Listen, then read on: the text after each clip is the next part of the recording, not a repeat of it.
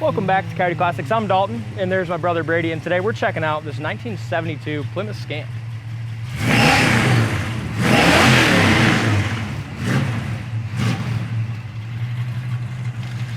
Really sharp little car.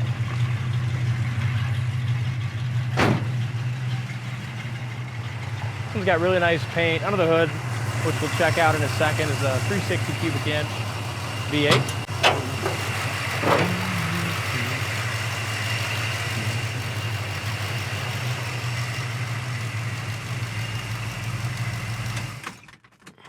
Engine runs great. It's got a set of headers on it, 4-barrel carburetor. Does have power steering, does not have power brakes, but I have drove it. The brakes stop really nice. You got a nice full pedal. Just nice under the hood. So one of my favorite things about the Mopars is how they jam out the trunk and the engine compartment all body color. Yeah, and what a cool paint color. Yeah, it's beautiful blue. Yeah, all the inner fender paint's gorgeous. Firewall paint's nice. A really good solid car. Make sure you go to the website coyoteclassics.com, check out the undercarriage pictures, show you just how solid this Mopar is underneath. Hood lines up good. I like the scooped hood, and I like that in the flat black. It matches the rear tail stripe too. Really nice hood gap from front to back. And on the windshield, they tint at the top to... Yep, the little drop tint. Yep, and if the guy didn't like it, it's easy to remove, but I personally like it. I have one on my truck too, and it just keeps the sun out of your eyes. Front grille looks like that is original, does have some minor wear, but overall in good shape. Front bumper looks great. I'm guessing they re-chromed that when they did the restoration. It's got a really nice shine to it. Don't see much for imperfections in the bumper. Cowl, hood, fender, door, all line up great. Got a small chip right here that's got a little bit of buffing compound in it. Door lines up good. It's got a set of raised white leather tires with some kind of like the weld style wheels. Usually we change them out, but we really liked them on this car, so we just decided to keep them, and I'm sure there's a lot of you out there that like them as well. Sometimes we do a lot of torque thrust wheels, so it's kind of nice to keep one, you know, a little old school every once in a while.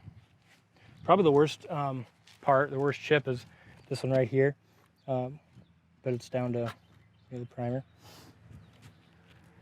Oh, the roof looks good. That was a scratch with just a little bit of dust. Back glass is clear. It is really straight up and down the sides. And really solid for a Mopar all along this passenger side rocker door. I didn't see any bubbles, any issues. Door panel's in great shape. You know, gloss black on the top of the door. Corner of the door is rust free. Here's your bottom side of the door. Is missing the door rubber here. Broke off. Inside corner of the door is rust free as well. Seats are in good shape. Rocker and step plate looks good. So it does have the original dash still in it, so you do have a small crack there on top of the dash. Overall looks good. You do have a chip in the windshield looks like it's been filled up. Overall, the wood grain, steering wheel, steering column, that all looks good. Going with the Hurst kind of aftermarket shifter. We'll show you how to work that in a second when we drive it. Headliner's original, dome light works. With the original headliner, you have a couple small burn holes here, and then a little hole right there underneath the visor as well.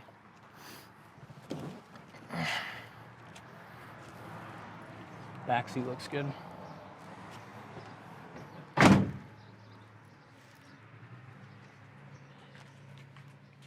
Trunk's all painted nicely. It's got your jack, spare. And this stuff here is just surface, guys. But the trunk floor is nice and solid. But a lot of these trunks and trunk mats just collect a little moisture, and then you'll get that orange spotting on the bare metal, but it is good and solid. Under the trunk lid. Yeah. Nice.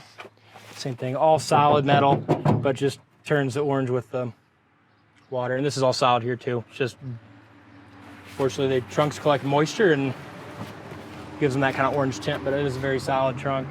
I'm guessing the restoration on this was probably done 10, 12 years ago, but still looks really good. Another place I always like to look is in the bottom of these trunk lids. Sometimes people will fill them in with Bondo or filler. This one's not, just a really solid trunk lid with no rust. The trunk wood lines up great too. Back bumpers, looks like that was re-chromed as well. Or maybe it could be original. Almost looked too good, but got a few little scuffs, so it could be original bumper, but still in real good shape. Driver's side's laser straight, just like the passenger side was. Kind of retire, that's all in excellent, very solid condition.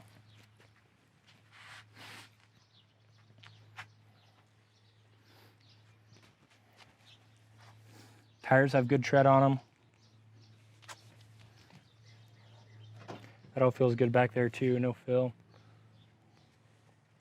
A small little paint crack right here.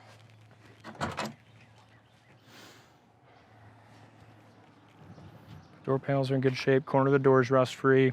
Door jamb paint's nice.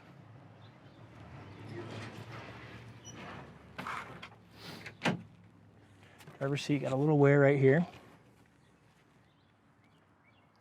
Other than that, looks great.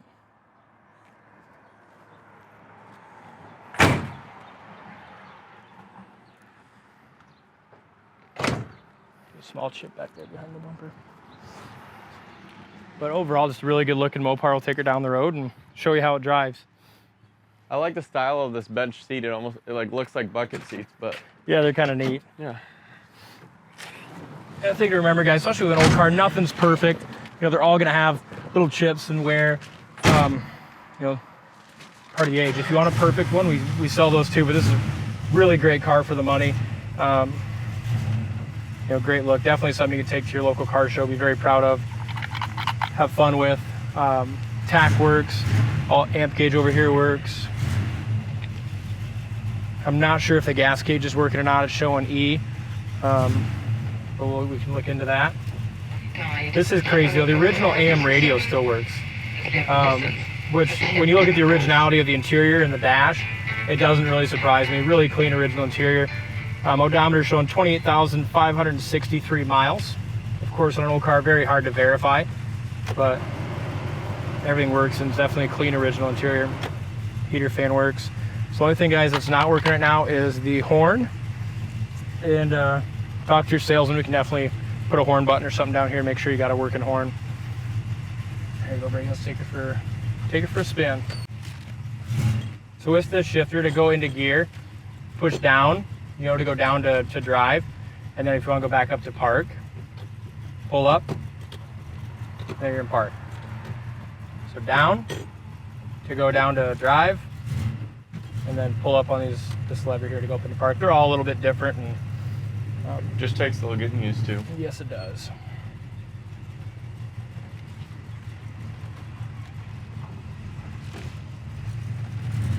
Well, I love that hood scoop. I do too. It's sharp. This makes it look like more of a muscle car. Mm-hmm. With the 360, it's nice too. You know, a lot of them got the 318. The 360's got really good power. It does. Check our brakes, and again, non-powered. But look at that. Look how they stop. You know, really nice pedal. Stop quick. And your speedometer works, and your turn signal indicator, and the dash works both ways.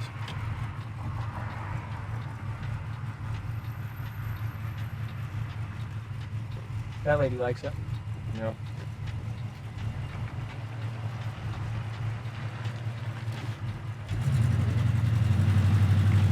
Didn't even take her block and we're already turning some heads. Yeah, 360's a good motor. Nice shift. It's that time of year where we got all that fuzz from like the cottonwood trees everywhere. Driving down the road, it looks like there's a million little cotton balls floating around. Hear that 4-barrel open up. 85 mile an hour. Steering's perfectly tight. Front end feels good.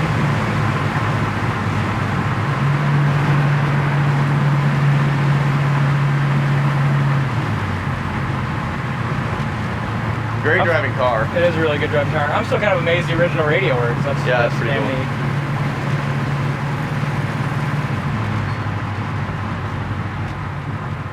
We're gonna turn left today because there's a big combine there.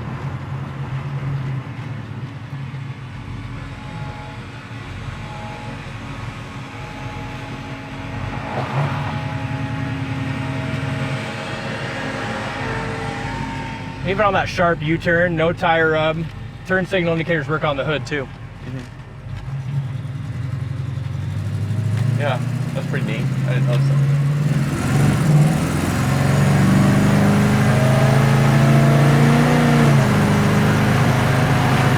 Yeah, really good Mopar.